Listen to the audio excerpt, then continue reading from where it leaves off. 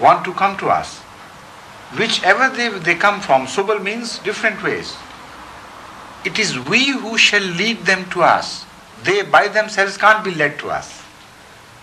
It is not the ways which are important, it is their interest in God which is more important, and sincerity of purpose. So wherever you are standing, in the east or west or north or south, whichever way you follow, intricate or straight, if God knows the true cry of your inner soul and knows that you want Him, Allah says, I will lead you.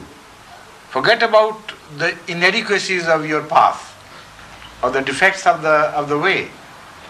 So this is what is most important to me, and this is what I want to tell the whole world. The first lesson of taqwa, let me first explain it. Taqwa means a quality simply of calling a spade, but despite opposition. At that condition, and then it will become taqwa, according to the true Quranic terminology. I can call it a microphone, all right, but this is not taqwa. If whenever I call it a microphone, you slap me on the face, and still I go on calling it a microphone, then this is taqwa. You see? Despite all the sacrifices I have to offer in the name of truth, if I have that quality of accepting the truth and declaring the truth, then I'll be led to the right path. Now, it is a very simple and elementary statement, but one is surprised how deeply it influences us and intricates our ways and thinking. For instance, when a religious leader from outside, or any person from outside a religion, preaches his religion to another person, his first reaction is to be on the defensive. What is he doing? While if he knew that after all he is trying to lead me to God, the attitude will not be inimical. That will be sympathetic. You say, all right, poor thing thinks that he is from God and he can lead me to God, but I know better. So let him finish, and then I'll tell him, no, please. If you really love God, He is to be found here and not there. And the attitude of discussion would be completely different. Like two children being from the same parents, they don't grab at each other's throat. If somebody calls to one's mother, and the other says the mother is not in the kitchen, mother is in the drawing room. You see? The same sort of situation arises repeatedly, and each time we cut each other's throats. All right, who are you to tell me that the mother is in the kitchen? The mother is in the drawing room. He says, who are you to tell me the mother is in the drawing room? She's in the kitchen. And so let's get hold of whatever weapons we can and kill each other. Children are honest. We are not honest. We know that it is not the God which we want to serve. It is our own ego. The denomination which we belong to, we must stick to it, so our gods are different. Because the denominations are different. No, but don't you think, Holiness, that you talked about the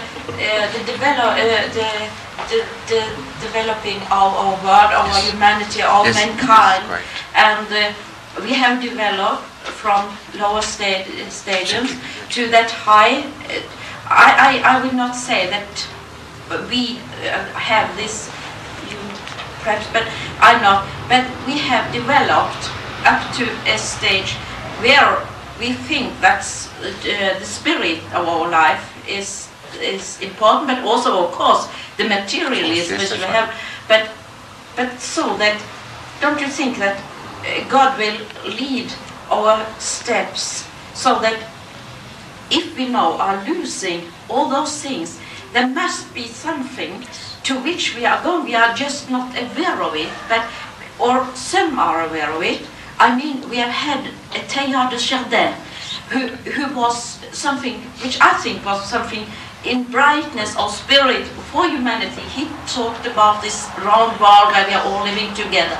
Don't you think that this is, in a way, the end of it, but that we are too underdeveloped yet to understand it, but there must be a hope just in that way. I fully agree with you that there has to be a hope if there is God. Hope and God go together. And total despair and atheism go hand in hand. So when I warn you of what we face, I do not mean, and I should not be misunderstood there, that there is no hope. As long as there is God and God shall ever be, there would always be hope. But in what way that hope will come? How the new window would be opened? This is the question which should be realistically observed. Hope for the humanity, of course. Hope for the survival of the truth, of course. But hope for the large numbers? No, perhaps. They are two different things altogether. Noah was selected by God to live. And a few who rode with him a small ark. A big, maybe, big ark, as we read in the Bible and in the Holy Quran, but not comparatively with the people who lived outside the ark.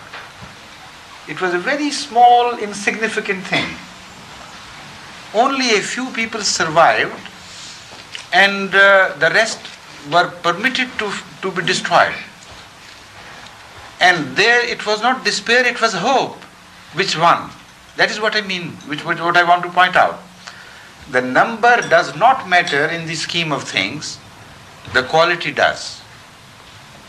So the despair means when you think that the quality will die out and will be overwhelmed by falsehood or by the lack of quality.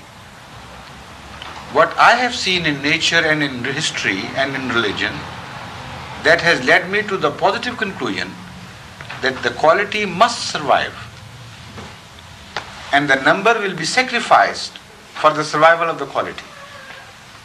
So when I said I gave you a warning, gave the generally mankind a warning, what I meant was there is a very little hope for the number today, because a large majority of us have already rejected the true path of honesty to themselves.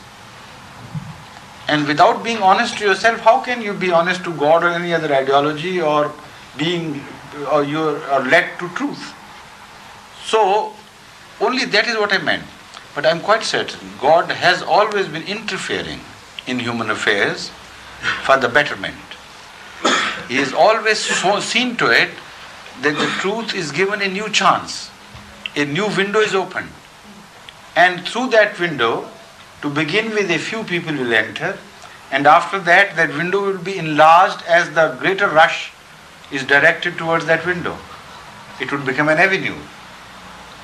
And ultimately, that will become the world, and the past world will be forgotten as a dream, bad dream maybe. So that is going to happen, of course. I agree with you. It's impossible for God to be there and not to be hope.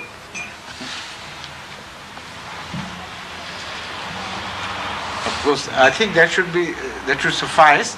If you think it's enough, but as far as I'm concerned, I can speak the whole night. No problem. Please. Ja, jeg skal prøve å oversette, eller nevne noen ganske få punkter.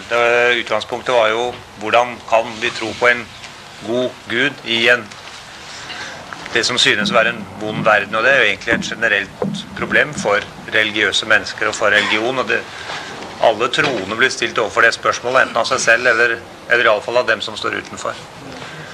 Og Kalifen nevnte 2 eksempler. Det ene er jo dette med barnet og navlestrengen, og hvis du er festet til det som bare gir godt, så vil du også bli god. Og vi må se på de mennesker som er lenket eller festet til Gud, og se hva de gjør, og se at Gud er der, og Gud er god, og det gode finnes. Men du må se da hvor det mennesket søker sin næring.